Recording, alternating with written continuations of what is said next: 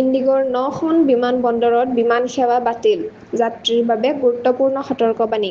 নমস্কাৰ, অসম নিউজ এক্সপ্ৰেছলৈ আপোনালোকক স্বাগতম জনাইছো। আজিৰ মুখ্য সংবাদ, দেশৰ নিৰাপত্তাৰ প্ৰতি লক্ষ্য ৰাখি আজি 13 মে তাৰিখে এয়াৰ ইণ্ডিয়া আৰু ইণ্ডিগোৱে এক গুৰুত্বপূৰ্ণ পদক্ষেপ হিচাপে 9খন বিমানবন্দৰত বিমান সেৱা বাতিল কৰিছে।